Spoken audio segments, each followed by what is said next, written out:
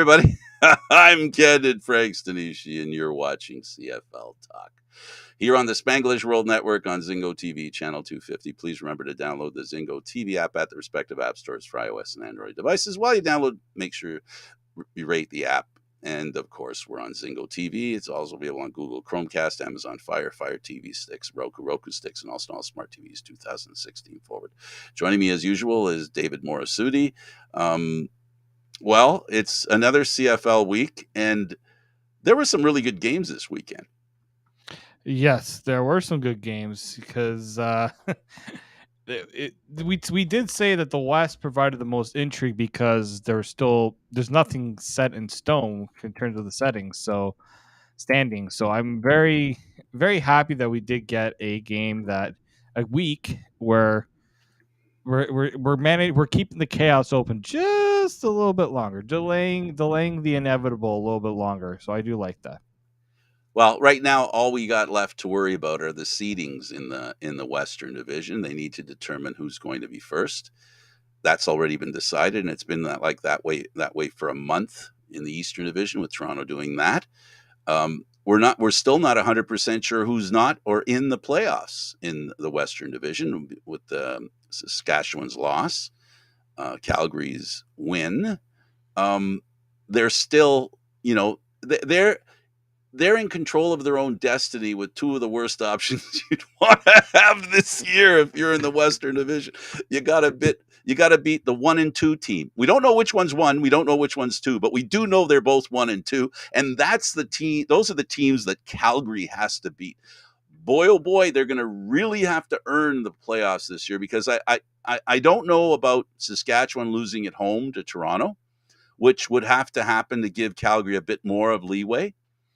And if you look at it from the Saskatchewan perspective, where if they can beat Toronto, that may very well clinch them making the playoffs, possibly. Yeah, I think when you look at, Calgary, you look at some of the things that the players were saying, like, we're fortunate to be in the position we're in. How many teams, right? How many teams look at their record and say, "Yep, we're a playoff team this year"?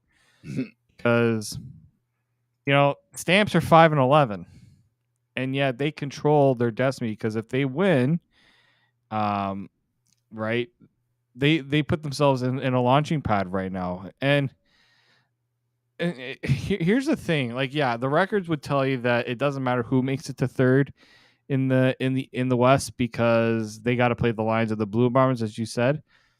The Stampeders are playing the Lions this week. Right, they're coming off an emotional win on against the Roughriders, a game they knew they needed to win. There's something to be said about desperation. Teams that are desperate, teams that have a lot more to play for, like BC. No matter what, they know that they got a playoff game, and it's going to be at home. The first game they play, whether that's the West semifinal or the West final, whichever way BC lands here. For Calgary, there's two things I'm concerned about. One, the emotional energy spent to get to the playoffs. Mm-hmm. And two, would they potentially be riding on their luck a little bit too much here too, right? Like, we know on paper, the Calgary doesn't deserve to be in this tier with the playoff teams. But yeah, well, to your point, they have to go full throttle, and hope that they don't have any key injuries while they're going full throttle. Exactly. Like, they're already thin as it is, unfortunately. They don't have the luxury of having, a lot on their side here. So I think for Calgary, the important thing right now is get yourself in and see what you can do, right? Like, you can't put yourself in a position to say, that when, like, whichever team they do end up playing the playoffs, it's not going to take them lightly, because you're a professional. You got to treat everyone like professionals. That's the way it goes. My worry here, though, is, well, actually, it's not a worry, more so as, imagine if Calgary were to find a way to get is the one that ends up getting to the playoffs. Imagine if they were to win that playoff game. And what that message, because how many times have we heard for years and years and years, oh, the East is so bad, the West beat each other up to get to the Grey Cup, and then the East has at times taken advantage. If I'm an East team, minus the Ticats. I mean, the Ticats could still finish with a 500 record. How do you think the East now feels that you got a team that has double-digit loss totals making it to the playoffs? Absolutely. But we've seen this in years past. We've seen the Argos win on a 500 record. We've seen Ottawa win the Grey Cup less than 500. So it would only be turnabout's fair play. I mean, Calgary was one of the victims both times. I think they were the victims to those stats. The East winning the Grey Cup when they were dominant and so dominant. Now they get a chance to slide into that role. So it's not impossible to finish the season, with a not so good record to make the playoffs. The advantage that those Eastern teams had was that they had a team. They had to only compete with the worst teams in the league, and the worst in the West, the worst in the East, that kind of thing.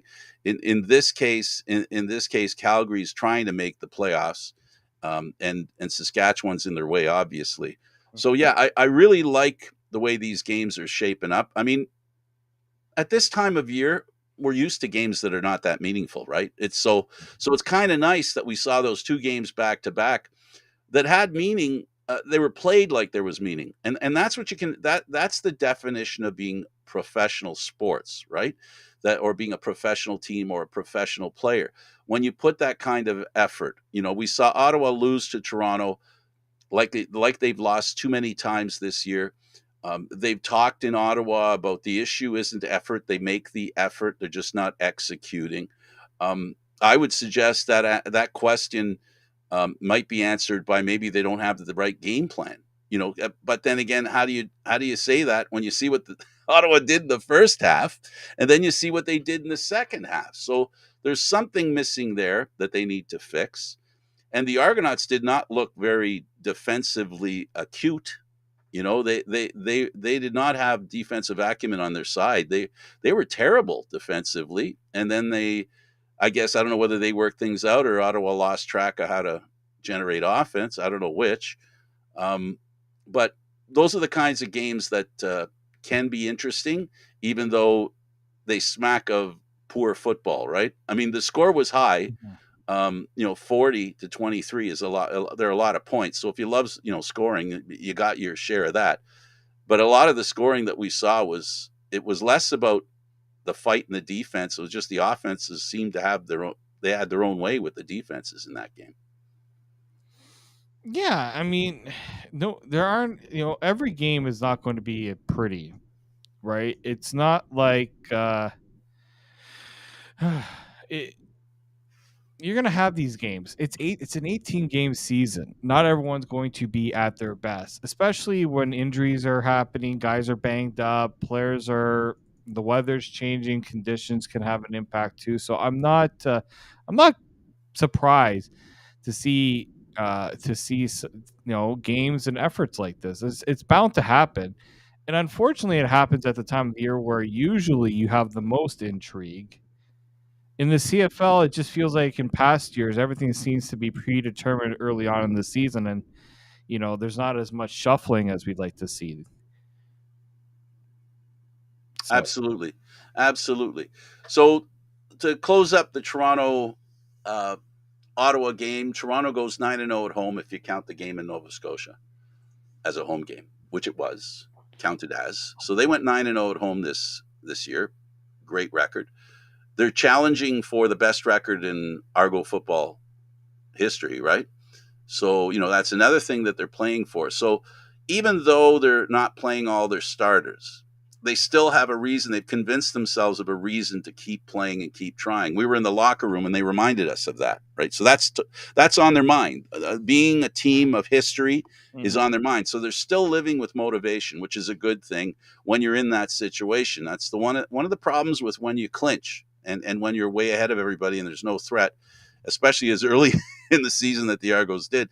For them to find motivation, it tests the ability of management, coaches as well, of course, the head coach, in motivating the players and getting them ready to play. I think what we saw was a team that wasn't ready to play when they came out of the tunnel, and Ottawa took advantage of that. So, but that's not bad considering the motivation level or what they needed in this game. Well, I mean, Ryan Dinwiddie kind of said it too, right? Like he can tell when the team's not ready to go, right? And these games have been hard for them to get ready to go. First play out of the gate, 53 or 54-yard pass. Guy left open, right? Like a better thrown ball, that might have been a touchdown. That first play of the game. And to me, that's pretty much what it was, in my opinion. That is a, you know, that's a team that needed to get sort of pushed down in that regard, and then to see, okay, how are we going to respond? How are we going to respond to that? Absolutely. So the Argos win. They win big, 40-27. Let's go to the Ticats and the Lions. This was the feline affair. This was a back and forth affair. It was a great football game to watch.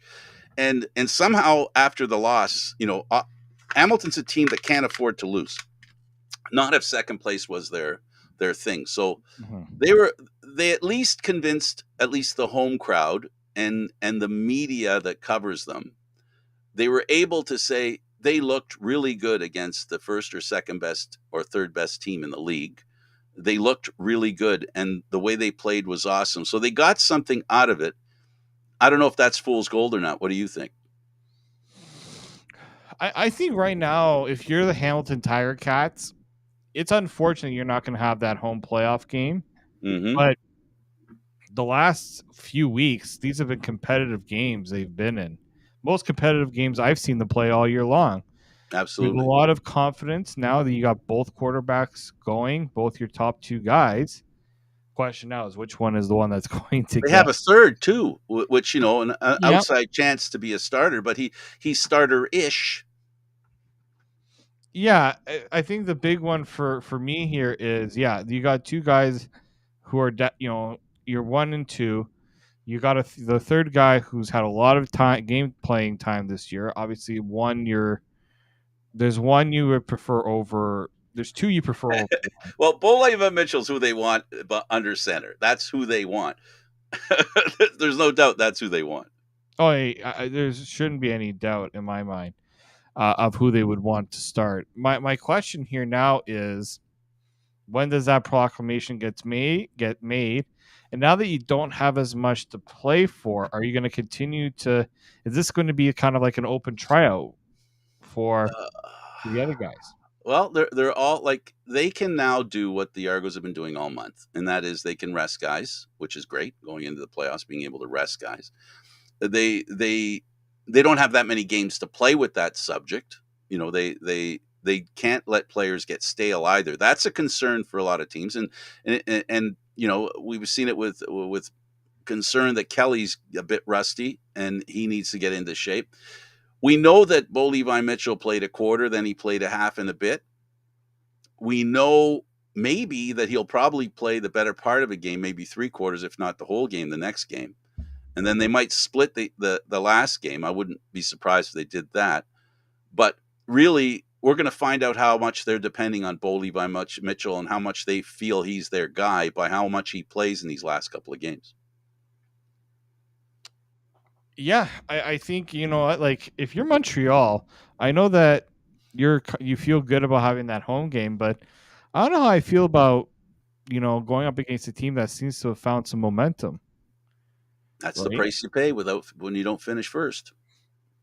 I mean, if you're the Argos get to kind of watch these two teams kind of go at each other, slug it out. But I'm also like, you also get a team that the Argos had that advantage a couple of years ago. And didn't work to them, right? There's something to be said about a bit of rust being an issue here too, but I mean, rust. Which is it? But history has also told us that if you have enough, if you have a good enough team, and you're a proven top team in that division, bye week is crucial. I think David, when they were eliminated by the Ticats 3 years ago, we'll call it 3 seasons ago, I guess, when they were eliminated at the end of that season in the playoffs, I don't think the Argos were ready for prime time. I think they had some learning to do. And one of the biggest lessons in life and sports as well, doesn't matter what league you're in, the question is, it always is, can you win? And if you don't win, can you learn how to win from losing? I think we saw that with the Argos. They learned from losing, and they proved they were ready for prime time. They're not the same team that'll play in the. Well, they weren't the same team last year, but I don't think they're the same team this year either, except for maybe the tiny bit of a handicap that is being the defending champs, because a level of expectation enters into one's mind when you've won before. We are entitled to win again. So we'll find out if they can carry on being the team that's ready for Hamilton or Montreal. And as you said, and I agree 100%, is Montreal ready for Hamilton? You know, the problem with Montreal is, I think, is that their offense can be the problem, and the question is, can they keep Fajardo upright? I think that's one of the biggest issues. Hamilton hasn't been that strong in that regard, right? But last week they looked a lot stronger. Yeah, no, they definitely looked a lot stronger that way, looking for the sack. Right. And so, yeah, they're when you look at how teams approach these final weeks, like coaches are reminding them that, hey, we gotta knock off stuff that's gonna lose us games in the playoffs, because mistakes get amplified way more in the playoffs, because in the regular season you can get away with this sometimes, especially when you're going up against an opponent that maybe isn't looking to take advantage of those mistakes, right? Or Like can't. Yeah. Right, exactly. So there's something to be said that when you get into the crunch time, you got to be able to learn from those mistakes in the past. It's all about execution. What gets in the way of your execution? Is it inexperience? Is it a lack of confidence? Is it a game plan? There are tons of reasons why teams don't execute, which means they don't win. The question's going to come that we've got two teams in Montreal and Hamilton. The teams are pretty different. You can't say this is the Hamilton team that went to the Grey Cup a few times in a row. It's not the same team. The Alouettes are a team that have Fajardo for the first year under center, so we know he's a key component. So there's a lot of, we're going to prove that we belong on the table here.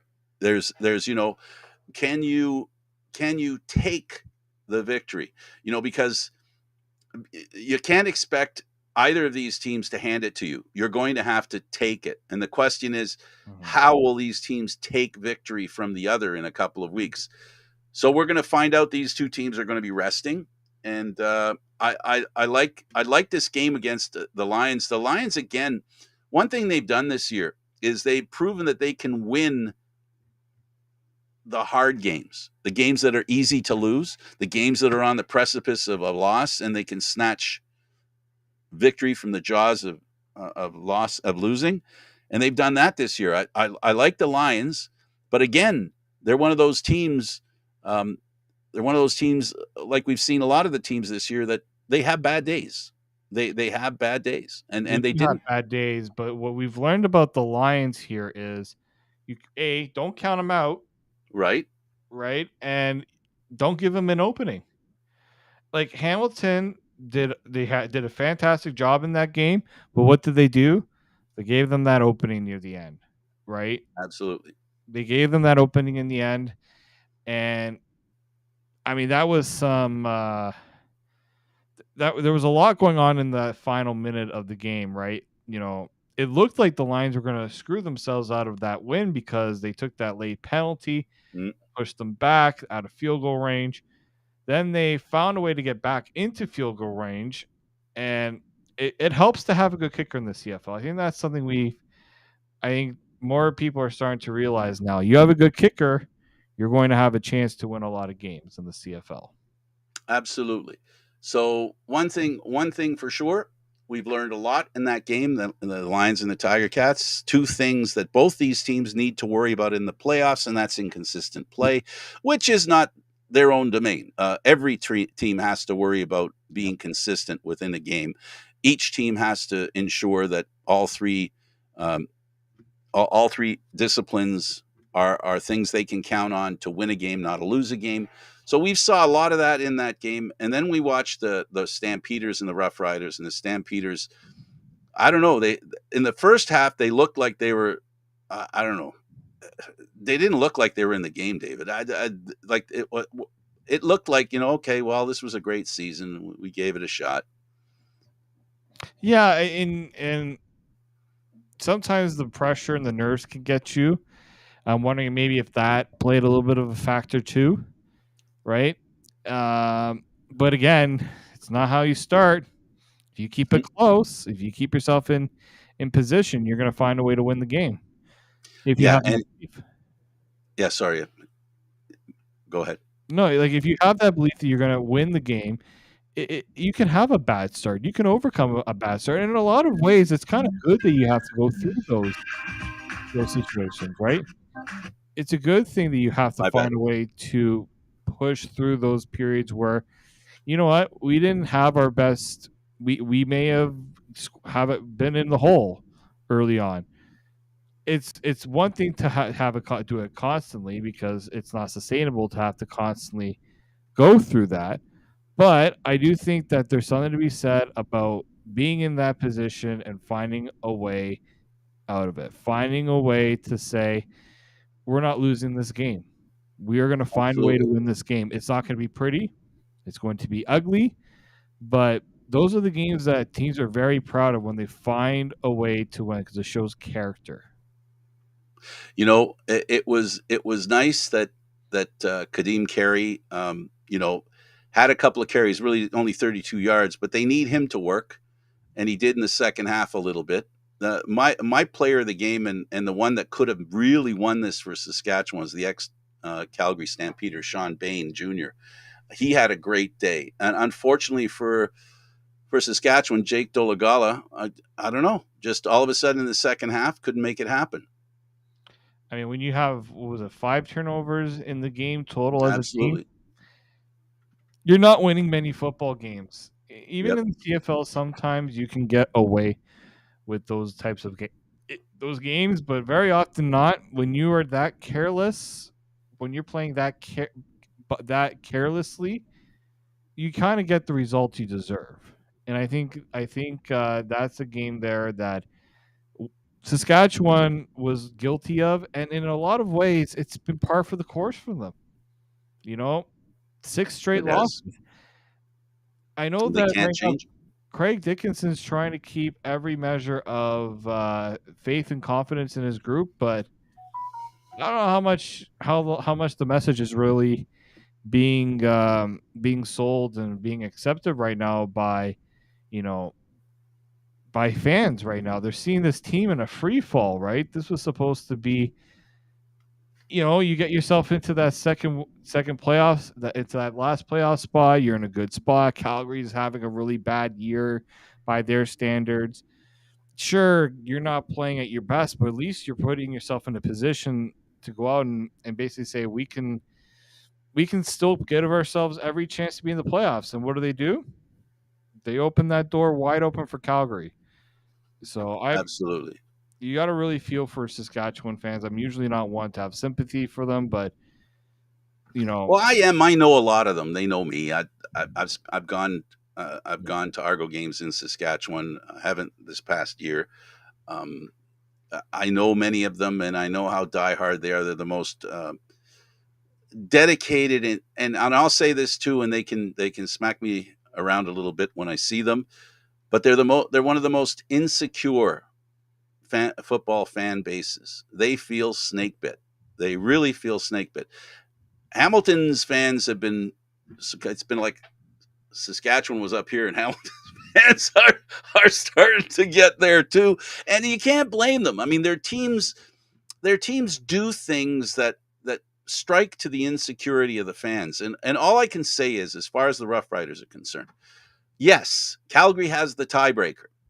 But Calgary has 2 games against the 2 best teams, 2 of the best teams in the league, 2 out of the 3 best teams in the league at the very least, 2 of the 3 best teams in the league. So, and Saskatchewan has the Argos, and then they have another game that I think they can win, even if they don't. I think they only have 1 game left, don't they? I should look at the standings before I say that. But anyway, sorry, Saskatchewan has 1 game left. Yeah, only the game to the Argos, then they go out on a bye. So they have to win in case Saskatchewan wins a game, one of those 2. If Saskatchewan wins both those games, it doesn't matter. I'm sorry, if Calgary wins both those games, it doesn't matter what Saskatchewan does. That's the sad situation for Saskatchewan. And for Calgary and Saskatchewan, they have another similarity as well. One has to wonder, is this a learning curve for the Dickinson in Calgary to be general manager? And the Dickinson in Saskatchewan, has he played out the string there? You know what they say about coaches and stuff like that. They have a shelf life, right? And right now it looks like Dickinson in Saskatchewan may reach the end of his shelf life if they don't win and don't make the playoffs. Clearly, it might go as high as the general manager. With the Stampeders, it's a situation where I think the Dickinson in Calgary is safe because he took on a new responsibility this year, and that's GM. And I think they can't just fire him the first year after that happens. He's going to need time. They knew he needed time to fill that other chair, right? Wear that other hat. So that brother's a little safer. So I don't know. If the team in Saskatchewan can't figure that out, if they do care about the coach, they can't come out the way they did the last 6 games. It's that simple. And the Stampeders, they've got a new life in them. Before this week's game, and everybody should have known if Stampeders won, they could actually make the playoffs. But how many people in Calgary thought that their team had a chance to win and be in the playoffs? Both those things. Mm-hmm. Not many, I venture to suggest. So I think there's probably a lot of surprise right now in Calgary about what has transpired this year, just because, it wasn't looking good for them. Everything would suggest, by looking at how the roster was, how the team was playing, this was going to be a letdown year. Yep. Quarterback play wasn't good, defense was spotty, was leaky. Run game was being actually in a lot of ways inconsistent. So I'm not surprised that we're seeing if one of these teams were to drop back. I thought Saskatchewan was going to be the one team that was. So did I. Forward. Calgary, you're just like, you know what? Nothing really excited you about Calgary, just because they weren't really putting it all together, right? Like, there was a lot of ifs and question marks you just can't have at this point of the year. So I think when you're looking at both the Dickinson brothers, well, one has had a lot of disappointing finishes to the year. Team hasn't reached the Grey Cup. Team has fell short of expectations a few times. They let go of a quarterback thinking that was going to be the one thing that solved their problem. That quarterback's in the playoffs. That coach that was coaching that quarterback is in the playoffs. And now it's almost like you're out of bullets in the chamber to say this was the issue, this was the issue, this was the issue. You don't have that anymore. Unfortunately, that coaching staff doesn't have it anymore. It's now squarely on them. And you also have to wonder, how far up the ladder does it go? Absolutely. Right? Changing out one area doesn't necessarily fix the problem. I believe the last 2 years, Saskatchewan was 4-1. They proceeded not to make the playoffs last year, and they're headed that way this year, possibly. Mm-hmm. To start the year that and end up where they are, it's just unbelievable how for whatever reason, I think I'm going to use a phrase that the Argo team uses, the players and everybody. You want to be 1-0 this week. It seems to me Saskatchewan plays like they're 0-5. They played, the 6th game. The 6th loss was they played it like they were 0-5. When they should have played like it was 1-0. They were going to win just this one game, and they haven't been able to find that concentration. And unfortunately, when a team plays like this, loses 6 games in a row, You can't blame people for blaming the coach. You can't blame them. The fans of Saskatchewan, they believe that's the problem. You can't go 6-0 and the coach gets away with it. Especially when it's an organization and a team that was ready made for the playoffs. Your point is 100%. This is a team that should have made the playoffs. This is not a team that should be struggling to make the playoffs. This is more of a team that should have been 10-8. Not what they are, right? So, this is the problem with Saskatchewan. They did not meet the standard that they established going into the season. And that to me says, unfortunately, it says coaching. As what changed? It's how they come out of the tunnel. That's what changed. It's how they come out of the tunnel. So that's my last thing about, the Roughriders. The Stampeders can save their season, get the coach's playoff visit again, something that he's in danger of for the first time in what? 10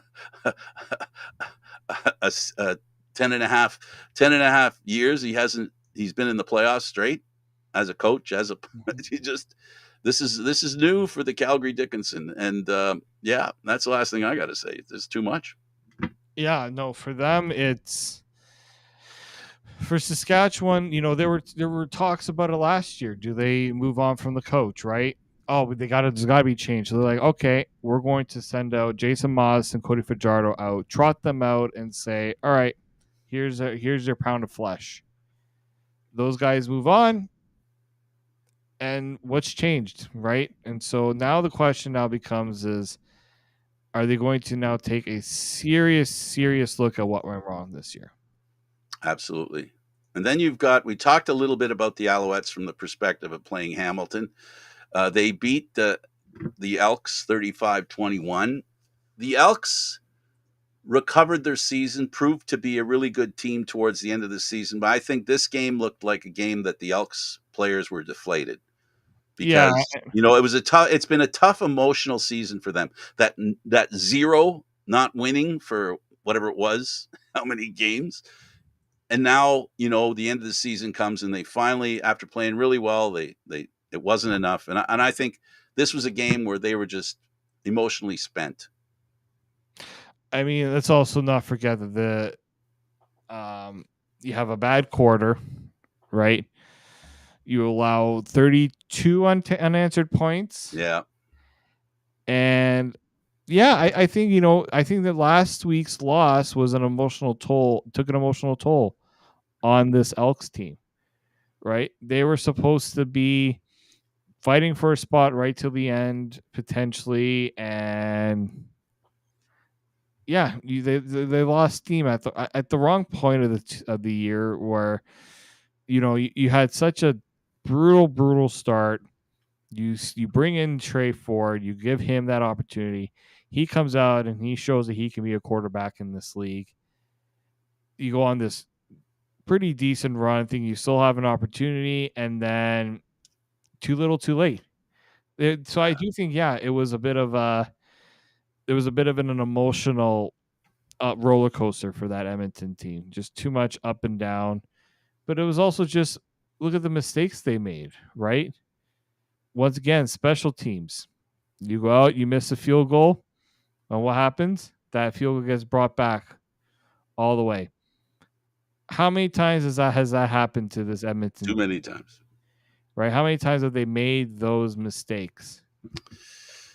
Yeah, but I'm really gonna write this off too. This is just a game where we'll see how they, I think we'll see how they, it just, for me, it's a disappointment. It's a disappointment for me because of Calgary. Sorry, not Calgary. Calgary, because I'm thinking of disappointment, and the name Calgary popped out for some reason.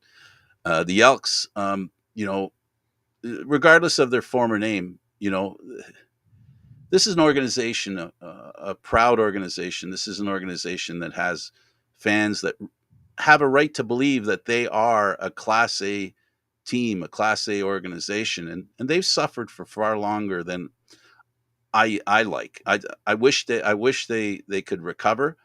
I hate to say it, but I'm proud to say it. I hate to say it, but I'm proud to say that I love all the teams in the Canadian Football League. I wish they could all be tied for first. The one I cover, the Argos, is I see them the most, so I know them the most, and sometimes I talk about them more than anyone else because we spend a lot of time with them. I don't get to spend a lot of time with the Elks, but I do know the Knothole gang there, a whole bunch of fans that have loved that team for decades, and this team has not returned the favor. I'm not trying to stomp on the organization today and how it's made up because this is this year's version. But one thing's for sure. Next year, there's no excuse. And I say this as with love and respect for the organization. There's no excuse for them not to make a run for the playoffs next year. We know they can do it. They've shown us this year, regardless of this last game, that they kicked themselves in the behind a little bit.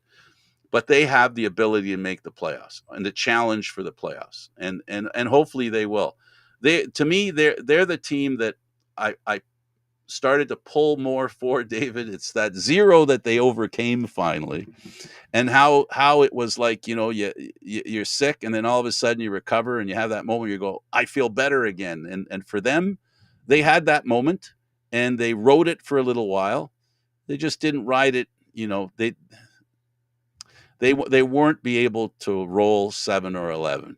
They just weren't able to roll 7 or 11. But they did do the best they could under the circumstances, and I look forward to them next year. Yeah, I mean, look, I think there's one thing I would tell the teams in the in the West, the ones that didn't make the playoffs or fighting for lives to make the playoffs. Look at what Edmonton's done. Reinvent themselves a little bit here. Is this enough to save Chris Jones's job? Well, I think the CFL's management cap saved Chris Jones's job for the time being. But it goes to show that, you know what? Instead of saying all's lost, we need to tear down and start over again, find ways to potentially salvage something. Nothing is ever totally lost, right? We always want to hit the panic button and do the restart. And look, I kind of said that maybe, something needed to change for that Edmonton team. Well, the biggest change they made was they gave the young guy a chance. Finally. Right? Like what we were calling for so long. And eventually they figured it out. Or we're stuck with having to use them. They tried everything else before they tried Trey Ford. Trey Ford proved to be a quarterback that can win. And that's what you need in the Canadian Football League. We can look at statistics. We can look at arm strength. We can look at size. We can look at speed. We can look at elusivity. But the real thing that matters in the Canadian Football League is you got to find a quarterback who can win. We saw Crum win a couple of games, and then literally he was crummy the rest of the way, and didn't have full games, right? So pun intended. Sorry, I couldn't resist. So, with Trey Ford, Edmonton looks like a team that could challenge for the playoffs. Is Trey Ford the ultimate answer? That's up to him to prove next year. That's up to Chris Jones to now decide, is this the guy, or do we keep the other guy and bring him back and trot him out first? I think you and I can agree, and I think every football fan would agree, that Trey Ford has to start next season.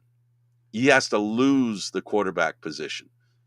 That's what has to happen, because he hasn't lost it in my mind, even with this loss against Montreal. He hasn't lost it, right? So I think they're fine at quarterback, to your point, because you're 100% right. It's a total restart isn't necessary. They've got to rummage through the team, decide plus, minus. This guy's a plus for the team. This guy's a minus. This guy's a plus. This guy, get rid of all the minuses and try to find more pluses. In other words, players that add to the team and players that fit into a unit, a bigger unit. It's not just about bringing in the best players you can find. You've got to bring in the best players you can find that fit in with each other. Right. And that's where Chris Jones's job failed this year. He didn't have the right guys out there, and the team lost. It was that simple. They didn't have the right quarterback out there, so they lost. And that's what coaches and GMs have to do. They have to bring in the right players that fit into a system that they can't.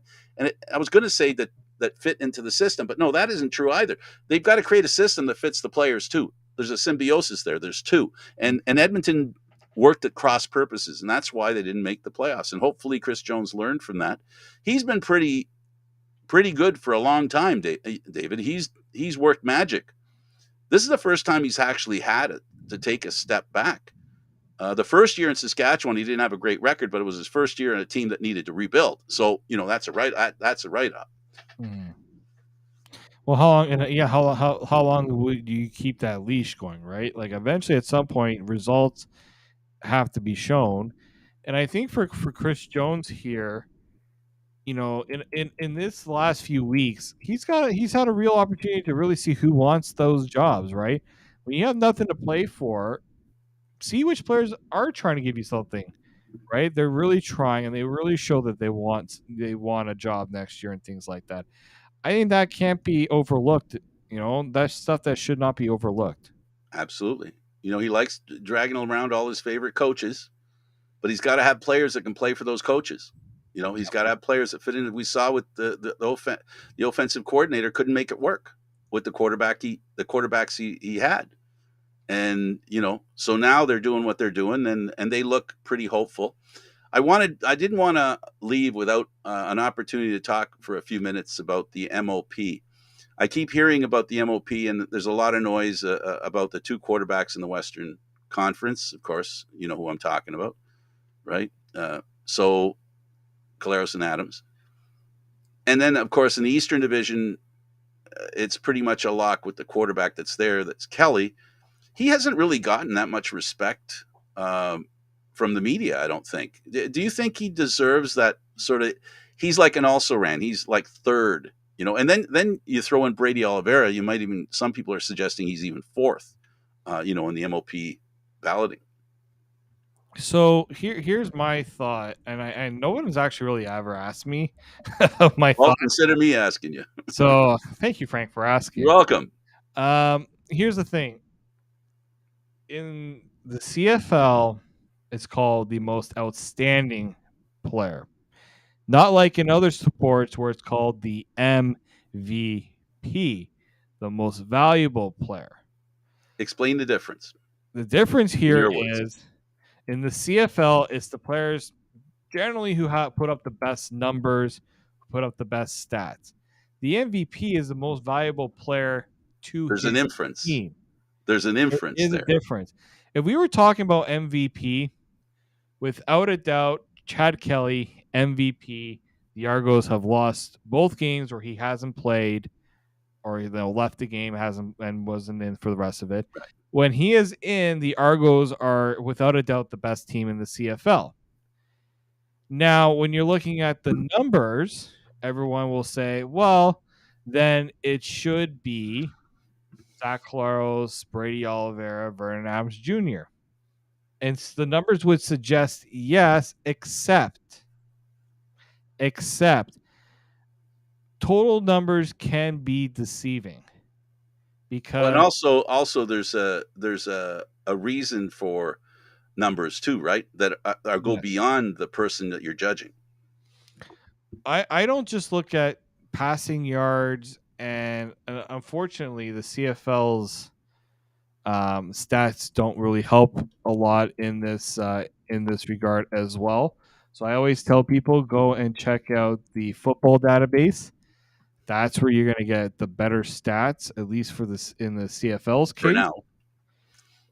Yep. Until the CFL gets their act together. Figures it out. Who has the best rating among quarterbacks this year? It is Zach Collaros. Chad Kelly's not far behind with that. The completion percentage between Kelly and Collaros are very similar. Even with Vernon Adams, they're very similar. Yards per attempt, I think Kelly is just small chance ahead. Kelly has thrown fewer interceptions. He's had the fewest sacks. And from what I would say, the issue for Chad Kelly is there's been so many games where the Argos have blown out teams that he doesn't need to go and throw for a bunch of yards because he's playing the game to win. But when he's playing and he has to play at his best, I look and I say, that's an MOP right there. But the issue is he hasn't had to be at that MOP rate every game. So that hurts it a little bit. If I should have a vote this year, I'm pretty sure I still have a vote. I would actually lean towards in the East, it's clear, no doubt it's Chad Kelly. In the East. No doubt it's Chad Kelly. In the West, you just brought up Brady Oliveira's name, and you can definitely make the case for Brady Oliveira. Right? 1400 right now he has 1400 yards rushing, 7 touchdowns. I'm just looking right now to see how many receiving yards on top of that. Because I mean, he's the total package as a running back, in my opinion. Right? He's not Absolutely. a one-dimensional player. The thing is, when was the last time a non-quarterback won the MOP? Right? I look back to I think 2019. Cornish? Brandon Banks won it. Oh, Brandon Banks. Okay. Won in 2019. Solomon Illuminating won it in 2014. It's funny because we went through a stretch for 3 years straight where it wasn't actually a quarterback that won it. It was Illuminating, Cornish, and Chad Owens back to back to back. But then it's always quarterback. Yeah. To me, I wonder if the people voting are going to be able to say it should be the best player, not the best quarterback. I get that. I think if Brady Oliveira is the guy that's picked in the West, a good chance. I think it's going to be one of the guys in Winnipeg that wins it. I just don't think there's enough of a media backing towards Chad Kelly. Chad Kelly has also been the victim of his team being so good so early that he's not putting himself in positions to win awards. And look, if you ask Chad Kelly, yeah, it'd be nice if he won it, but that's not what he wants. I'll make it short and sweet. By my I didn't definition, make it short and sweet. So no, I'm going to make it short and sweet because I agree with pretty much everything you said, and I'll sort of melt it down to this: the word value and outstanding. Those two words, value and outstanding. There's no question Brady Oliveira carries a lot of value, as does Caleros, as does Adams. But the part that I think makes Kelly the outstanding player, outstanding, in other words, he stands out. He stands outside of those players that you're talking about. He stands alone in the position where he's a rookie and he leads his team to the best record they've ever had, clinching sooner than they've ever clinched. That's what makes him outstanding, and that's what makes him the most outstanding player, the MOP, in my mind, because of him being a rookie. What he's done is outstanding. So you can be third in a line of statistics, but you can still be more outstanding than the other players for reasons other than touchdowns, receptions, running yards, all that stuff. What makes him the most outstanding player in the Canadian Football League this year is the simple fact that he's a rookie. That makes him outstanding. May not make him valuable, but it makes him outstanding. yeah, and look again, that's why I wouldn't be surprised if he wins it because everyone talks about in just sure awe of why Chad Kelly would deserve it. I just wondered, is there enough backing? We think this? Do enough people think this? Again, if it was most valuable player, I think, like you said at the top, I think we're not understanding, or is it just the CFL wanted to have a different wording? They didn't want to use MVP. They wanted a different word. But I think there's a lot of meaning in like I said, the difference between outstanding and value. They're two different things. And I think when you say outstanding and you look at a group of players, when you say most valuable and you look at the same group of players, I don't think you come up with the same list, the same order, because like I said, it's a great thing that if he becomes the most outstanding player, good for him. Lucky for the organization, they've got this rookie. If they pick any of the other players that we discussed, any of those four players, in my mind, it doesn't matter about whether it's MOP or MVP. They get the honor. I can't see anybody arguing too hard against any of those other players because each of the four of them have done a lot to contribute to the team's success. They just did it from different points of reference. As I said, the difference is you have three guys that have been part of an organization and continue to do greatness and maybe even gone a little further in the greatness value. And then you've got this guy standing by himself who's a rookie, who hasn't had a history with his team, which, again, outstanding, not valuable. It's outstanding that he is among those four. And I don't know where he'll fit in as far as in those four, but you like those four guys have made the Canadian Football League better. And that, to me, is the most important fact. I totally agree. Final word to you? Well, let's see if we get any more drama out in the West. The East took all the drama out of the rest of the CFL playoff race. Yeah, and it's going to be interesting, that race for the final playoff spot. I said you'd have the last word. I threw in a little bit there. That's okay. Sure. Okay, so tell me the best game this weekend. Do you think of one that'll be the best game, most significant to watch? I think, it's got to be BC and Calgary. To me, for that's many reasons to watch. Absolutely. Thanks for doing this, David. Thank you, Frank.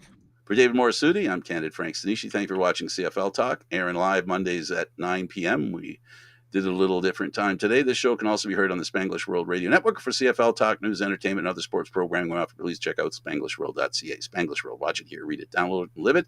Thanks for watching, and don't forget Candid Frank Stanisci, 10:30 on YouTube. Until next time. Ciao, ciao.